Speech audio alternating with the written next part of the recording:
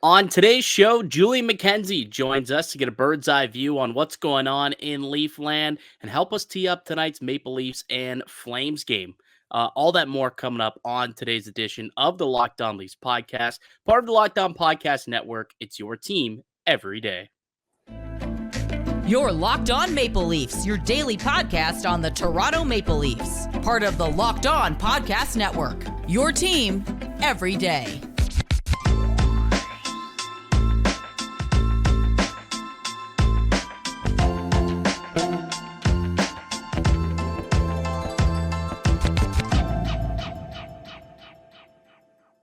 Hello and welcome into the Locked On Leafs podcast, a daily Maple Leaf-centric podcast hosted by myself, Mike DiStefano, and my co-host, Dave Morassutti. Today's episode is brought to you by Jace Medical. Empower yourself when you purchase a Jace case, providing you with a personal supply of 5 antibiotics that treat 50-plus infections. Get yours today at jacemedical.com. Use the code LOCKEDON to get $20 off your order. That's JASE medical.com. All right, joining us on the show today on the Locked On Leafs podcast, we've got, a guy who a lot of people might know if you are, a big fan of what's going on in the hockey world. It's Julian McKenzie, Flames beat writer for The Athletic, also the host of the Chris Johnston Show for SDPN. Julian, thank you so much for joining us today. What's going on? Thanks so much for having me, man. Good to see you guys. Good to be on your show. Good to see, especially you, Mike, that you're doing big things with this podcast and everything else, man. Just happy to see your success. Just remember you from your days with that previous show that you used to do back in the day with Julie Cherry. Yeah, the previous show was good. It was nice. It was a daily Leaf show, but we've since moved on to Locked On Network, and we're still providing that daily Leafs content here. And I did want to get before we get into the Flames, because it's a team that you cover on a day-to-day basis, who you know the best, obviously. But just the fact that you're on many different podcasts, and with the CJ show, you keep a good pulse on what's going on around the entire National Hockey League. And Toronto in particular, it's pretty hard not to know what's going on in this city if you're a national broadcaster such as yourself. So I'm curious to get your thoughts on, what you've made of this Maple Leafs team to this point this season. Man, it's so fascinating to see them play out their year. It seems like from a distance, the changes to the team, like a Tyler Bertuzzi or a Max Domi, Ryan Reeves. I see when he was healthy, there were a lot of conversations about him on the timeline. The general feeling about, if you're to sum up all the moves, it doesn't seem as if they've worked as well as fans have hoped for, or Brad Treliving has hoped for. And, as much as Austin Matthews is doing well scoring wise, it feels like a lot of fans still want more from this team. And sometimes it could be a little tough and tiring to kind of keep up with the Leafs fan base from a different perspective, because it feels like whatever stuff goes wrong, it feels like the end of the world. Whatever things are going right, it's okay. This is why this team is going to be the one that breaks the generational curse. Play the parade, baby. Play the parade. Yeah, exactly. So I find myself sometimes trying to be as reasonable as I can. I know the last CJ show we did, I thought Chris Johnston was very even-keeled and reasonable, but I do wonder if for this team, this Leafs team on this road trip that they're on, where they'll have the game against the Flames, they had the game against the Oilers that didn't go well, they have the Kraken coming up. If it doesn't go well, what does that do for this team going forward? This is a team that is finding itself falling further and further down the standings, and if they find themselves fighting with a bunch of teams in that Eastern Conference for a wild card, that is going to be an interesting battle. Teams like Detroit and Tampa Bay are doing well. Other teams in the Metro are fighting for spots. We have people questioning if they're even a playoff team. I don't know if I'm willing to go that far. I realize that could change as early as like next week. This team could go on a winning streak, 4 or 5 games, and we all forget about what Mitch Marner said or what Sheldon Keefe said. That's just what life is with the Toronto Maple Leafs. It's always up, it's always down. It's very rare it's just in the middle and boring. But I don't know. It's January. There's still a possibility for them to make a run. It is very difficult for me to get all up in arms and make all these wild proclamations and opinions about this team. But that's not going to stop other people in your neck of the woods from doing that. I understand. There's a lot riding on this team to do well. Yeah, I think that, like, you can look at it from two perspectives, which most people, and you'll do this from time to time as a Flames reporter as well. When you're reporting on a team every day, you look at it in a macro and a micro sense. I think if you're reporting on the micro, like in the now, what's happening right now, it does feel like the sky's falling. The team's lost 4 games in a row. They've held leads in all those games, and they're blowing them.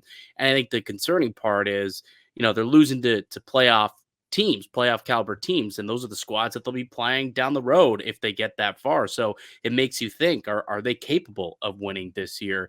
And then it's a chicken or the egg. Is it the players? Is it the coach? And it's such a weird situation here in Toronto. And I'm not sure if you've got an answer for me, but like based off of maybe the conversations you've had with CJ over the course of the last little bit, like how warm of a seat do you think Sheldon Keefe is on right now, and how much longer that leash might be? Man, that's a really good question. I'm sure CJ would have a better answer to that than I would, but this is a guy who just got extended. I would be very.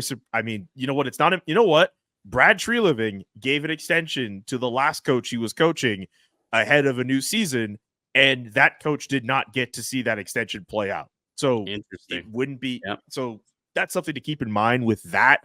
But I don't know. I feel like while I think changes do need to be made in a macro level with the Toronto Maple Leafs if they really want to go far, I still would be very surprised to see Sheldon Keefe get the axe in some way, but maybe things change if the road trip that they're on right now goes differently. I did see some of his comments today about how he feels he doesn't have anyone to trust in that room, which I'm sure are going to go over very swimmingly with a lot of people in the fan base, but also in the media as well.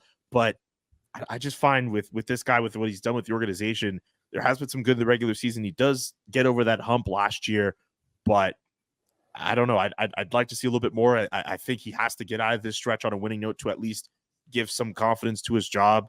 It's tough to say whether it is really hot, but I'm sure CJ has a better answer to that. But I think it's hot for everybody right now in Toronto. There's the pressure cooker being what it is.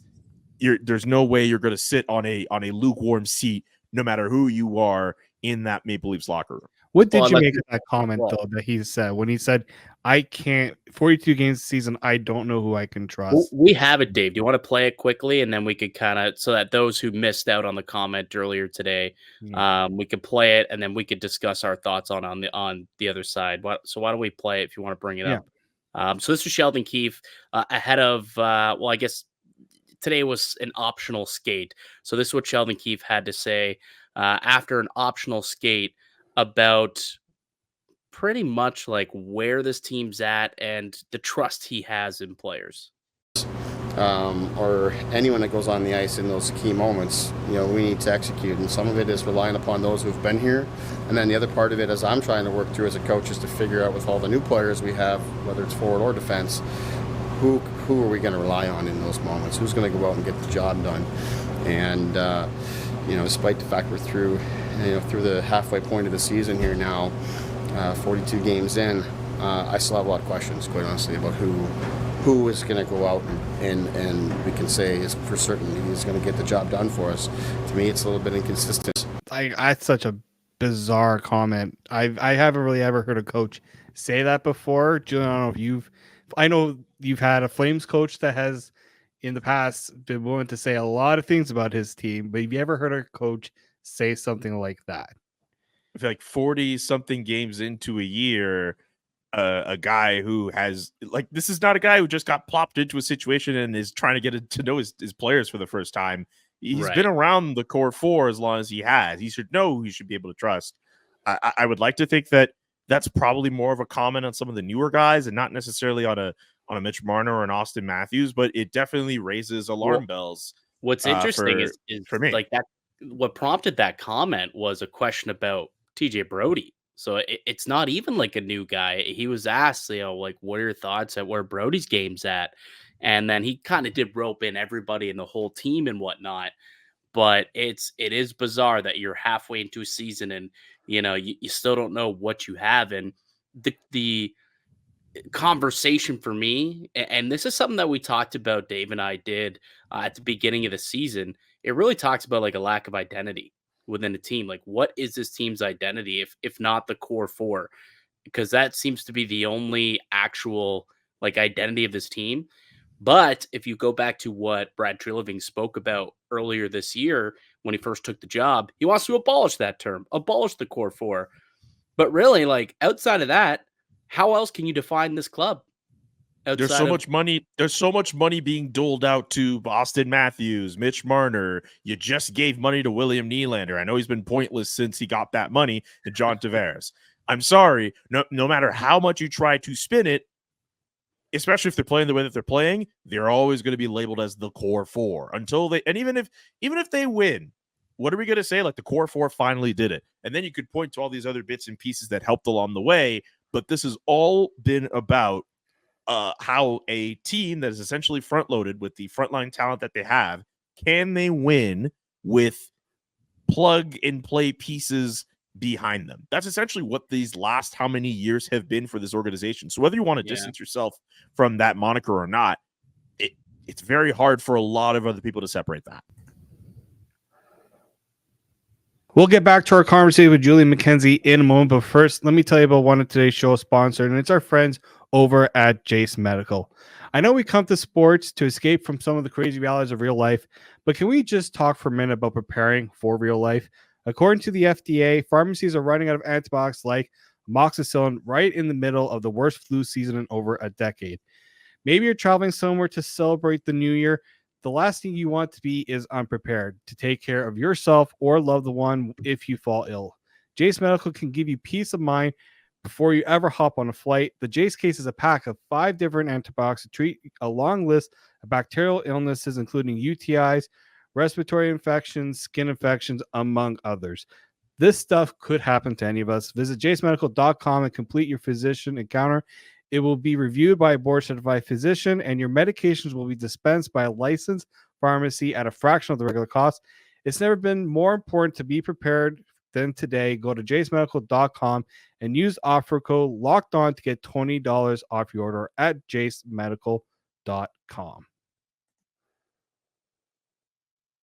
like my follow-up question there, Julian, is if you're 42 games in and this coach isn't sure who to play in these certain scenarios and situations, is there anyone in that locker room who you think eventually will become that guy, or is this team just not built for what they want to do, for what Keefe wants out of that group? Are they too shallow once you get past those 4 players, 5 if you include Morgan Riley, I suppose?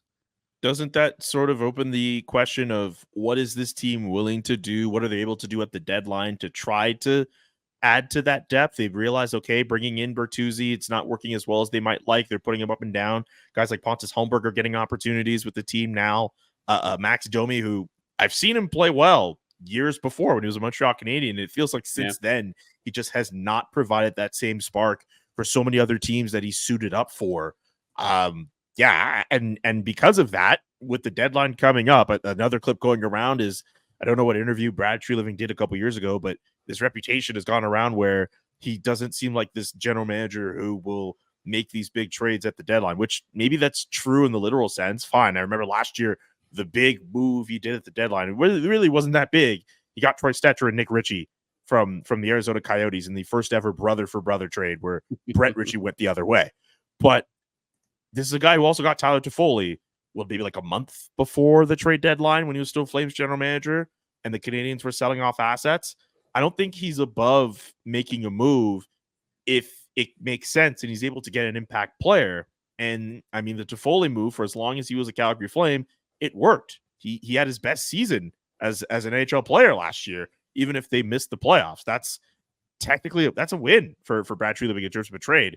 But I don't have the salary cap structure in front of me with the Leafs, but I think with Brad Treliving, if he senses that there is something that needs to be done, you have to think he has to look into it. Depends on what he's willing to give up, and I know the assets he might have might not be the most enticing. But with what you've seen so far through 42 games, and your head coach is going to the media saying, hey, I don't know who I could trust on this team, there's no way you could just sit back and not do anything, right? Well, I mean, that does prompt a good conversation. Either you don't, you're right, you can't sit back and not do anything, but also it could kind of look at it the other way where it's like, I don't trust this team, like this nucleus, this group isn't it. And CJ was on Overdrive earlier this week, and I think I heard Freeman talking about on his show. It wouldn't surprise them if the Maple Leafs kind of stood pat and didn't do much at the deadline if Treliving feels like this group isn't it. And not to say that they're going to punt on the season, but No. it's like, okay, well, if you're not going to make a trade, you're not going to change the coach. That's kind of what this is. And you're going to try and see if these guys who 41 games into the year, 42 games into the year can eventually figure it out at some point in like game 74 and be ready to go and compete for a Stanley Cup, which I mean, coming into the year, that was the goal, right, for the Maple Leafs. It's a really bizarre situation that Treliving does find himself in, that he's got to, over the next few weeks, decide, okay, do I part with pieces because I feel like this team is maybe a couple of pieces away. You add a defenseman, you add a third line center, you get Joseph Wool back, and maybe that shores up. You got two good goalies. Like, it is an interesting situation and scenario that I think Treliving is going to find himself in over the next couple of weeks. And as I mentioned earlier, a lot of people are looking at the team and the sky is falling. If this team goes on a 5-game winning streak after this, what are we going to say? It's be like, all right, maybe this team was fine after all. And maybe it's not the most ideal comparison. Maybe some people in Toronto are still a little bit, have PTSD from last year. But the Florida Panthers, for a good chunk of the year last year, were not looking like a playoff team. And then they make it, they squeak in, and they go on the run that they go on. The weird thing about this sport is heroes, great teams could just come from anywhere. You could have as frustrating of a regular season as you could have, and then your players just catch fire at the right time. You forget all about it because you're in the third round in the conference final off a wonderful playoff run. So that's another reason why I'm also not particularly worried. I know on the Athletic Hockey Show today, Ian Mendez, my colleague, was willing to say that, you know what, this team has taken that step back. They're not a Stanley Cup contender anymore. You have to question about whether or not they're a playoff team. That could change, he did say. For me, it's like, it's January. I need to see more of the wheels fall off here. Like, if they beat Calgary on Thursday, what is going to be the conversation about this team? If they have a lead, they enter the third against a team that has done well coming back in third periods. How long until people start saying, well, the Leafs have found a way to start stopping the bleeding when they have leads? Like, it's just such a long season. So many things could just change. I know it's more generic analysis, but I think people need to calm down just a little bit.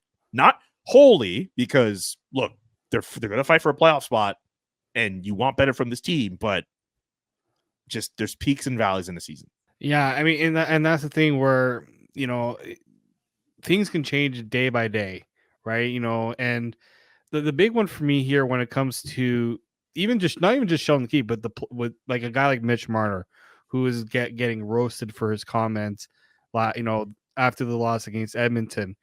It's more about, is there accountability within that organization right now? Who is keeping these people accountable? It looks like Sheldon Keefe is trying to do that, but I don't know if Sheldon Keefe is enough. It feels like it's only on Keefe right now because the players have constantly had this message of, we're not listening to the outside noise. We're not worrying about the outside noise.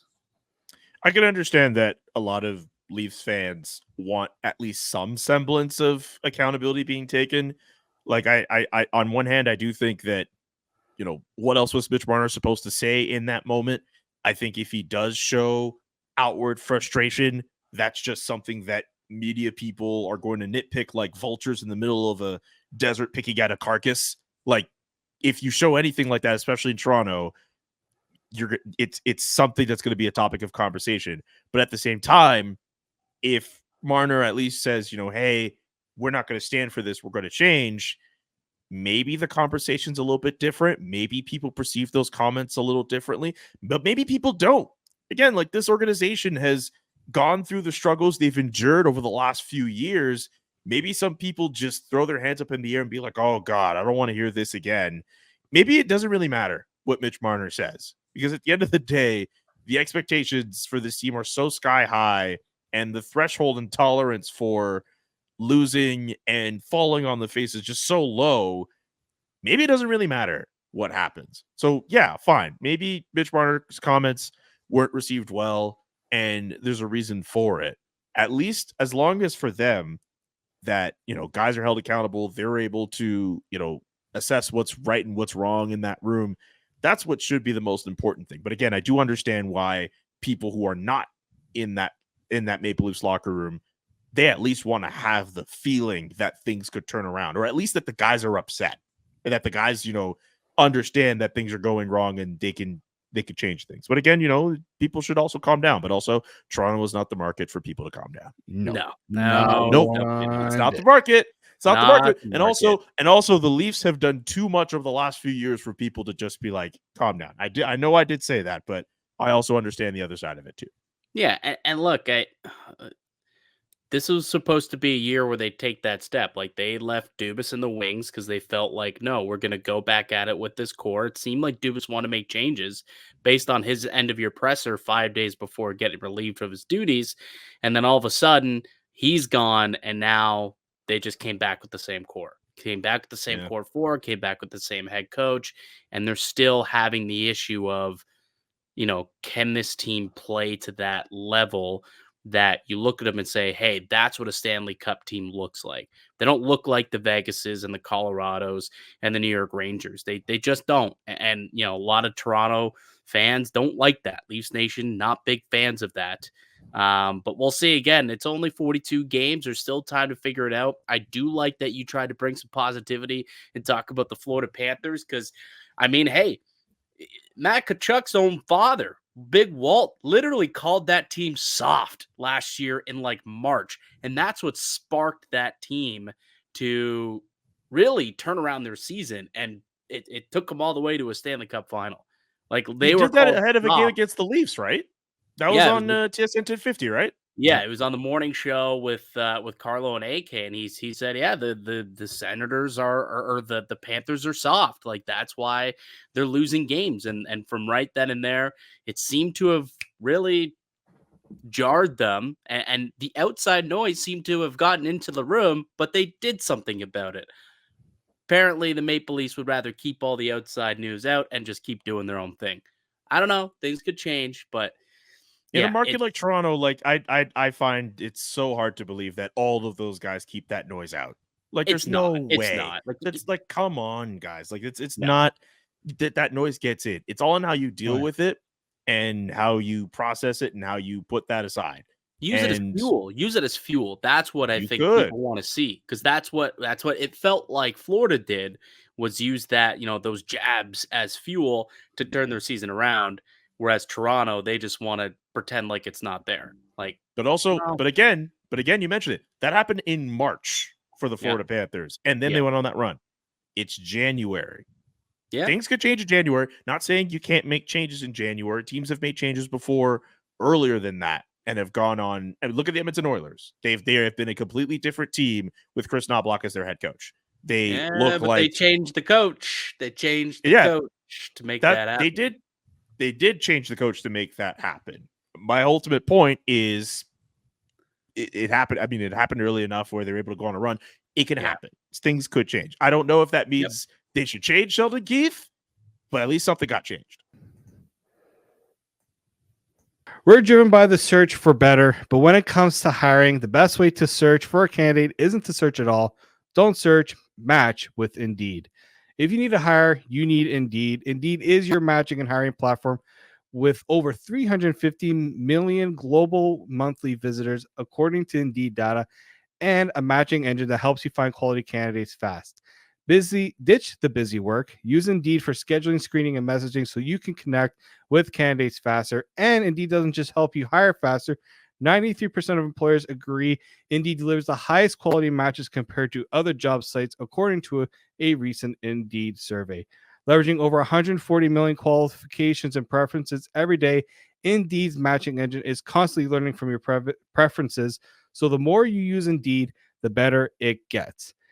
Join more than 3.5 million businesses worldwide that use Indeed to hire great talent fast. And listeners of this show will get a $75 sponsored job credit to get your jobs more visibility at Indeed.com/locked on. So go to Indeed.com/locked on right now and support our show by saying you heard about Indeed on this podcast.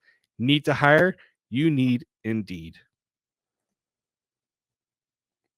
In conversation with Julian McKenzie here on the Locked On Leafs podcast. You got the Maple Leafs strolling into Calgary tonight, and Julian is the beat reporter for the Flames for The Athletic. It looks like Calgary's, they're starting to play some decent hockey of late. They've won 4 straight games here. What's been different about this team of late? What does Toronto have in store? What do they have in store for Toronto tonight? This is as good as I've seen this team since I started covering them last year. They're playing like a unit. I think the fourth line might need a little bit of a wake-up call. There's been some guys there who have not been playing that well, but some of the guys in the top 9 have really stood out. A guy like Igor Sharangovich, who the Flames acquired last offseason, and there were a lot of fans in this market who thought that when Tyler Toffoli was shipped away, one, they were surprised because it seemed as if he did want to stay with the team for the long haul, and then he gets flipped for a younger asset, but hasn't really shown a lot of that scoring prowess. He did have a 20-something goal season one year, but was sandwiched in between some sub 20 goal years. And a lot of people were really skeptical about that. Now Jaeger looks like he's going to have himself a career season, and this is in the first year of like a 2-year deal with the team. So people are happy about that. This team also has brought up some young players, and guys like Connor Zary and Martin Pospisil, they're making impacts with the team. This is a franchise that under Daryl Sutter, they had an aversion to bringing up younger talent, and they would much rather give a spot to an older guy as opposed to a younger player. But now you're seeing, as I mentioned, Zary and Pospisil, they're right on the flanks of Nazem Kadri, who did not have a good start to the year. And ever since he got placed with those two guys, he's looked like he looks like the player that started last season with the Calgary Flames, where he ended up being an all-star. And then after that, he kind of fell off in his play, but it seems like Nazem Kadri's come back. Jonathan Huberdeau, the December he had was one to forget. He only got the 1 point in the last game of the month, but since then, and I know we don't have him in the forward lines there. I know he missed the last game due to sickness, they called it. It looks like I won't put words in my mouth and say he will be back if that's not the case, but I would be surprised if he were to miss that Toronto game, but he looks confident. And a lot of that has to do with the fact he looks confident. And a lot of that has to do with the fact that he's being paired with a guy like Sharangovich, who's able to put the puck in the net. You're even able to put Huberdeau back on the power play. He's not playing like a $10.5 million player, but he is playing. And I think for this Flames organization, that's the most important thing.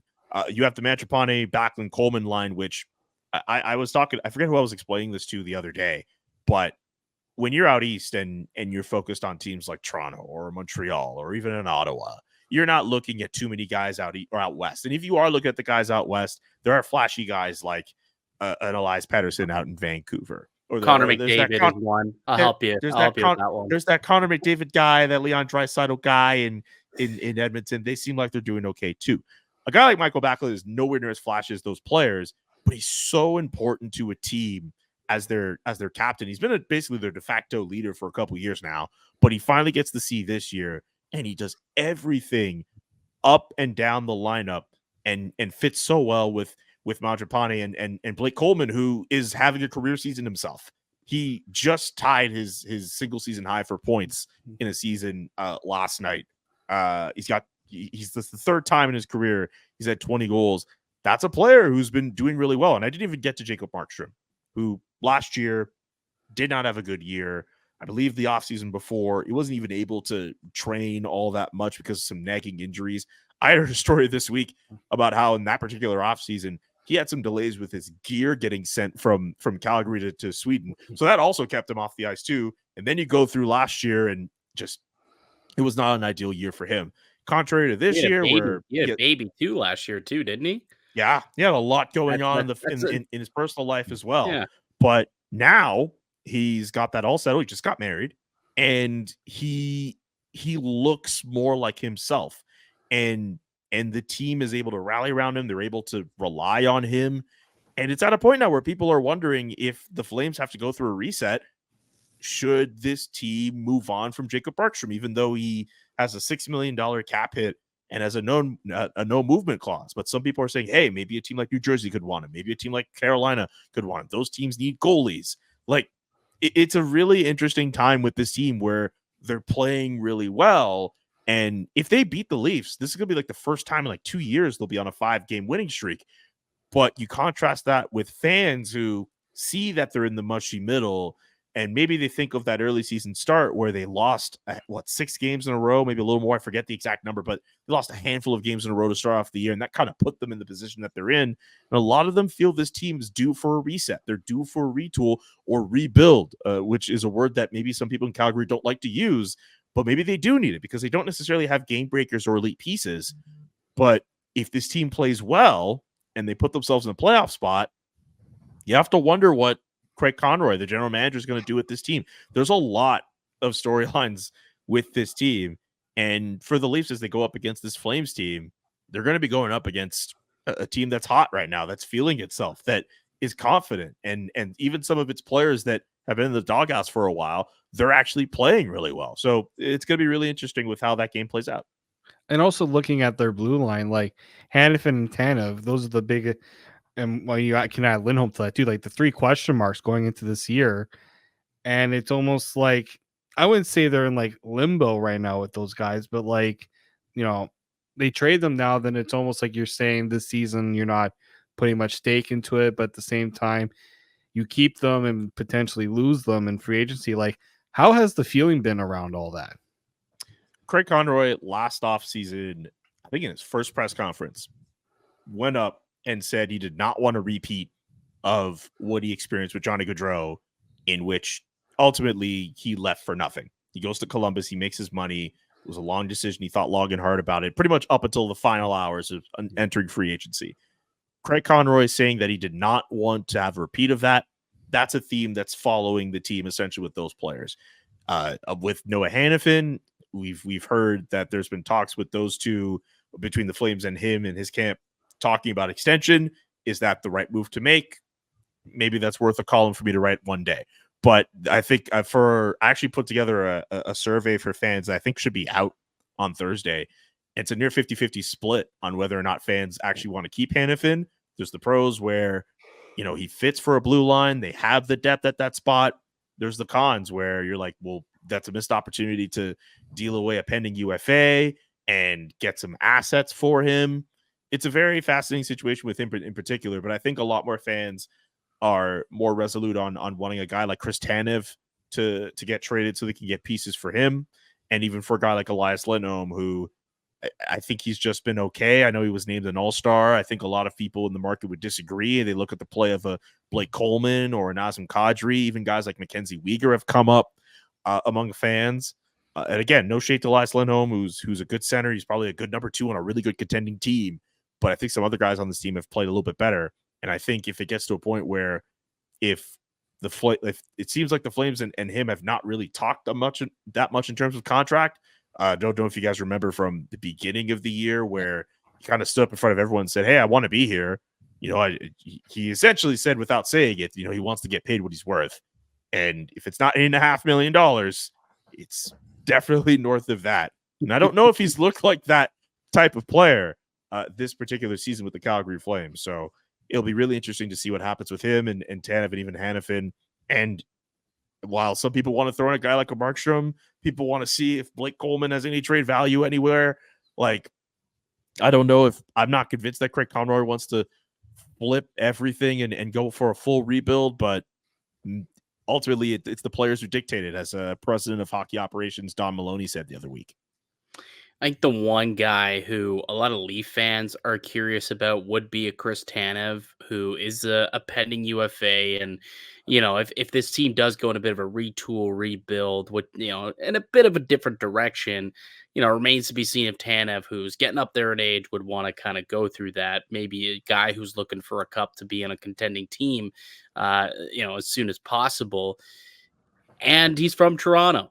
And I know that he's a guy who would kind of fit perfectly into this Maple Leafs lineup. like, what do you think would have to be the return for Craig Conroy to just, make that move and finally pull a trigger on that? What's the I, ask on a guy like Tanev? I would think they want a high draft pick for him. I think even though there is the injury history, he's such a reliable defenseman when he's on. And we all know how much of a premium, good, capable right shot defenseman can be for a team like Toronto that could use some defensive help. You're right. He would fit really well with them and give them some depth and give them some leadership and some toughness. That's a guy you do not want to run into when you're on the ice. I'll tell you that. But I think with the Flames, I don't think they necessarily want to just flip him for a fourth and a fifth. No way. I think they're trying to hold out for as high of a draft pick as possible. And if some team is willing to give it to them, then I think they're willing to jump at it. But if, say, like you're Toronto and maybe you're only willing to give up like a late second or like a third, like if you're Craig Conroy, maybe you can afford to wait and see what the market is going to give you. Yeah, it's going to be interesting. You got a question, Dave? No, I mean, I think you're right there. And if you're Craig Conroy, you're not pressed to make a decision right now. But at some point, that decision will have to come soon. And the other issue too is it takes two to make a trade. And we don't know if Toronto is, as we just said, as insistent to trade assets for expiring, especially players on expiring deals, even though Tana would be the likely target. Yeah, and if you're Craig Conroy, you're doing everything you can to make your team younger. I think there has to also be some kind of emphasis on bolstering your prospect pool. So fine, if you don't get a player who you can plug into your lineup right now, maybe in a year or two, like he could be a really good chip for your AHL team. He gets that time and then he ends up being an NHL regular a little later down the line. He's a really good player. I think that's important for this team. If you look at some, like at least for us at The Athletic, we've kind of rated the Flames prospect pool among the bottom teams, not so much as like last place, but I think for them, even with guys like Dustin Wolf and Matthew Coronado in the system and Connor Zary, who, he's trying to build his case for a Calder Trophy with Connor Bedard absent. There's no guy in the system who is really, and maybe Dustin Wolf is that guy, but there's no game breakers in the system. Like there's no bona fide blue chip guy in the system that fans will, we've seen it with other markets where they're waiting on that guy to emerge, like a Matvei Michkov in Philadelphia, as an example. Yeah. There's no guy in the system who people are waiting to see. Well, Matthew Nyes last year here in Toronto, like Matthew Nyes, people were excited for them to bring him in and get going and thought that he could be a part of this team's success in the now and future. Sure. Dustin Wolf, I guess, is the guy for the Flames, but I think in terms of a skater, I don't know if they necessarily have that. But for Dustin Wolf, a guy who, good, smaller goalie, but he has won MVPs at the AHL level, at the CHL level. He's a winner. And a guy like Markstrom that obviously opens the door. Yeah, and that's the thing. Like, how much can he really impact games if Markstrom's still around, right? So that's, that brings in a whole different conversation about trading. Oh, Markstrom. It absolutely does.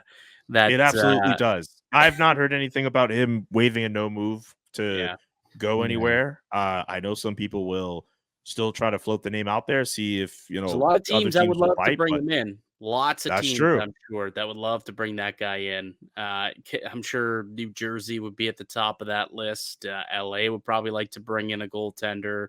There's a lot of teams that would like to do some business with the Calgary Flames, but they've recovered from the early season skid that they hit. And I mean, they're a team that still could compete here and may not be sellers after all.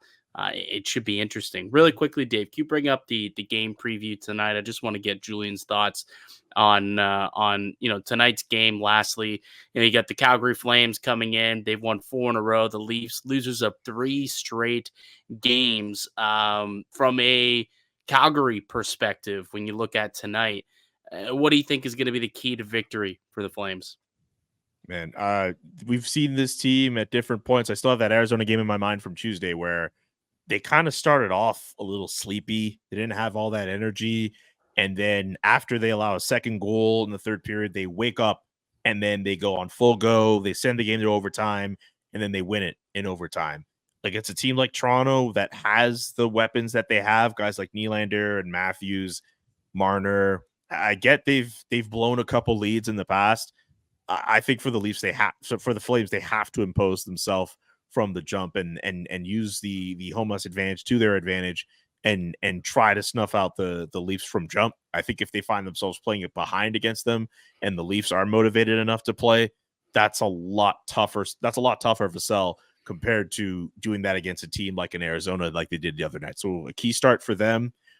We wait to see if Markstrom will be healthy enough to play on the Thursday, which I think that makes a world of difference. Obviously, I think the team can play. They feel confident enough to play in front of a Dan Vladar or even a Dustin Wolf if it comes to that point. But to have as healthy of a lineup as you can put in with a Huberdeau or a Markstrom in the lineup, that makes a world of difference as well. Really quickly, Dave, from a Leafs perspective, what do you think's the key tonight for the Buds? I mean, if you have a lead, don't blow it. I think that's that's an easy one there because, Julian, you mentioned, the Flames have found ways to blow teams out in the third period. I mean, look back to that Ottawa game, although Ottawa has been the trademark on blowing. Like the Leafs on steroids when it comes to blowing leads. But this Flames team has found ways to just get those emotional wins too, right? So as you said, they find ways to turn the pace up and pressure teams. The Leafs have struggled when teams push back and up the pace on them. So that's something the Leafs are going to have to figure out. Yeah, full 60 minutes would be nice to get tonight for the Maple Leafs. Julian, really appreciate taking the time to join us today, man. Thank you so much. I'm sure our listeners enjoyed the conversation, and hopefully we can get you back on real soon. Let me know, man. Thank you guys so much for having me. And, let's see if the Leafs can hold on to a lead or not. Who knows what will happen on Thursday and the rest of this road trip. Never a dull moment. Never a dull moment in Leafland is right. For those who are listening and watching, Julian, why don't you let everyone know where they can find your work? The Athletic. I'm sure there's some deal we have on there. There is. I'm sure there's always a deal there. But yeah, check us out in all seriousness at the Athletic Hockey Show with Ian Mendez. I host the show Monday, Tuesday, Wednesdays. CJ show, obviously, on the SDPN network. We should have a new episode out sometime today. And if you are based in Calgary, hit me up on Sportsnet 960, The Fan. I co-host the Sportsnet Today show with Logan Gordon. I just kind of started that on Thursdays and Fridays. So, just trying to be everything everywhere all at once.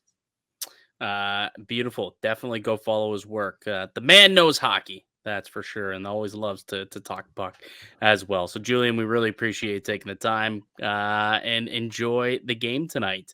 That'll do it for us here today on the podcast. I'd like to thank everyone for listening and supporting the show. You could subscribe to the Locked On Leafs podcast and receive your daily Leafs content wherever you get your podcast from. You can follow our socials. I'm at Mickey_Canuck, Dave at D_Morassutti, and at the Locked On Leafs podcast. Julian, your social? JKA McKenzie. There it is, JKA McKenzie as well. All right, we'll be back with another episode for you guys tomorrow to recap the game of Toronto and Calgary tonight to 9 p.m. puck drop out in was it the Saddle Dome? They still calling it the Saddle Dome, or they changed the name? Still call it the Saddle. No, it's still the Scotiabank Saddle Dome over there. Looks like a saddle. That's the point. It's like you see the top. It's supposed to be a saddle. I remember walking around there with my mom once. She saw it. She's like, "Oh, looks like a Pringle chip." So sometimes I call it the Pringle chip, but it's a saddle. It's the Scotiabank Pringle chip. The Pringle chip. It does look like it. Yeah, the Pringle chip. But no one that'll never catch on. No. I mean, you got enough clout out in Calgary. I think you can make a catch on out there. I think you could. I think you could. We'll see. I don't appreciate it. Yeah, thanks, guys. Absolutely. We'll be back with another episode for y'all tomorrow. But until then, keep it locked right here on the Locked On Leafs podcast.